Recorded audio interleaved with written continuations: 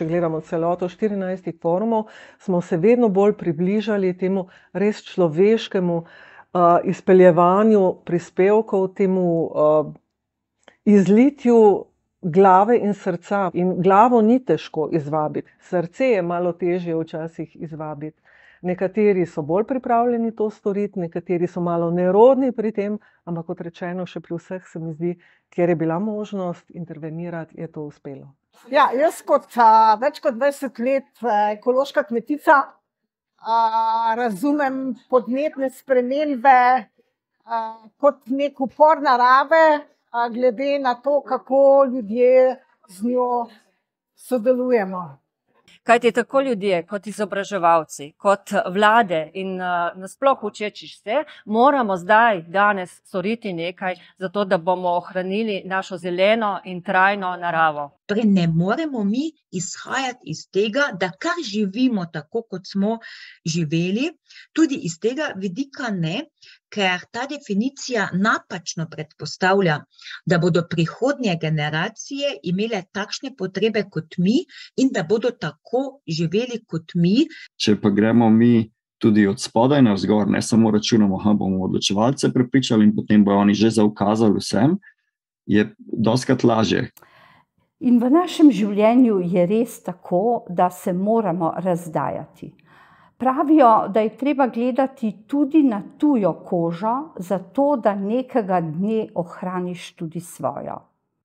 Državljanska pismenost se sestoji iz akcije v družbi, se pravi to, da ti znaš javno nastopati, da ti znaš neko kampanjo narediti, da ti znaš timsko delati, da ti znaš biti proaktiven in tako naprej. In pa tudi iz refleksije družbe. Se pravi, da ti znaš družbo opazovati, jo razumeti, jo dekodirati, a ne?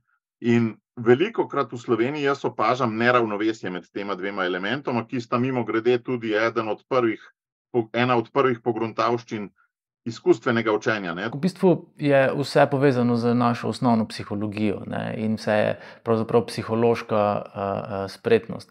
In če želimo soustvarjati medijsko okolje z namenom kakovostnega doprinosa družbi, se spet vse začne z nami in z tem, da se v svoji koži dobro počutimo in da je vse ostalo posledica tega dejstva. Zame medijska pismenost temelji na dveh ključnih zadevah. Prva zadeva je ta, da je ena od najpomembnejših stvari, ki jo človek mora razviti, to je kritično mišljenje. Skratka, to je tisto, kar ponuja izobraževalni sistem.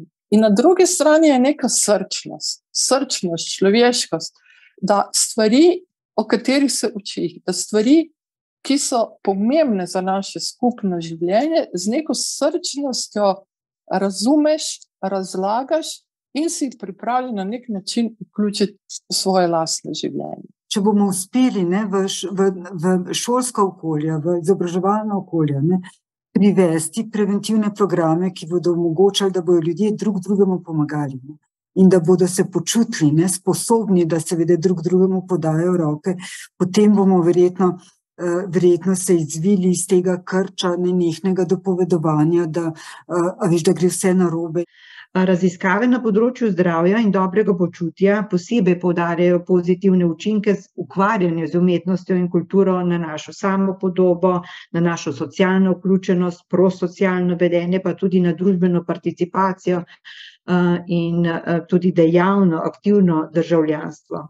Učenje je zame, bom rekla, en tak vpogled v to, kaj jaz o sebi sploh mislim, kaj jaz od sebe pričakujem, kdo mislim, da moram biti v teh vlogah. Učenje tega, kako zagotavljati vzdušje varnosti, kako graditi zaupanje, to je stvar vaje.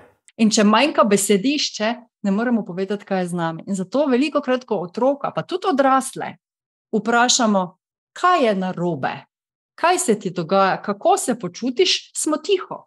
Zakaj? Ker ne zato, ker bi kontrirali kar tako iz ljubega miru, ampak ker ne najdemo prave besede. Da tam, kjer smo v družini sposobni 2 do 3 uri na dan biti skupaj, igrati šah, delati na vrtu, gremo skupaj hoditi, si ogledamo skupaj film, skupaj skuhamo. Če znamo biti 2 do 3 ure povezani v družini, možgani proizvedejo dovolj potrditvenih občutkov. V resnici pa je obvladovanje denarja veščina, ki se lahko naučimo in jo uveljavljamo s pridom in z veliko truda ter discipline, kakor tudi vsaka stvar, ki je pomembna v življenju. Vse življenjsko učenje, ne da se mi počutimo, joj, jaz sem res na prvi slajd dala vse, kaj je treba vedeti, ampak naj ne bo to nekaj negativnega, ampak biti nekako dober vodja potrošniških odločitev, mislim, da je nagrada za vsakega posameznika. Danes, recimo, na ta dan bomo objavili približno 500 milijonov tweetov, če ne bo Twitter ta čas že propadel, približno 100 milijonov selfijev bomo naredili in to samo na androidnih napravah in pa poslali bomo 19 milijard SMS-ov. Ampak to še ni nič v primerjavi s tem, kar nas čaka v prihodnosti.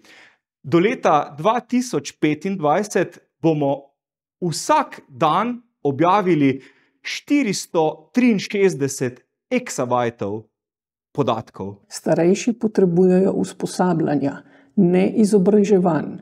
Usposabljanja pomenijo, da jih mi naučimo dejansko zadeve uporabljati. Krize so nam čudovita brca, da se premaknemo. Če jih ne bi bilo, bi prevladala že neka naša inherentna lenoba. Ti lahko kot posameznik storiš največ. Zato, ker nič drug ne more storiti tega, kar lahko ti sam storiš, In tudi en majhen delček je lahko na koncu velika sprememba, ali pa recimo en majhen delček lahko sproži neko reakcijo in se ustvari neka snežna kepa, recimo, če lahko temu rečemo tako, Mi, človeštvo, ki smo pa svobodni in lahko izbiramo, kako uporabljati instrumente in spretnosti, ki nam jih je narava dala in jih mogoče še nismo vseh odkrili, te pa vsak odziva po značilnostih in sposobnostih osebnih